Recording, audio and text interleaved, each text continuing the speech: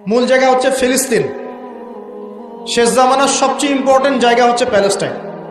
শেষ জামানার যত বড় বড় ঘটনাগুলো ঘটবে, ইমাম মাহাদির আগমন, মুসলিম বাহিনীর বিজয়, জেরুজালেম পুনরুদ্ধার, ইসলামিক খেলাফত প্রতিষ্ঠা, ঈসা আলাইহিস সালামের আগমন, সব ওই জায়গাকে কেন্দ্র করে।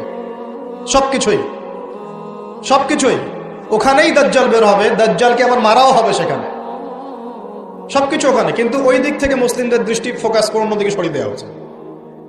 ফিলিস্তিনিদেরকে দেখলে গুলি মেরে দিতে বলা হয়েছে, দেখেছেন?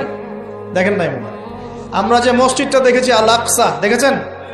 এই আকসাকে সরিয়ে দিয়ে সেখানে থার্ড টেম্পল নির্মাণ করার প্ল্যান হচ্ছে।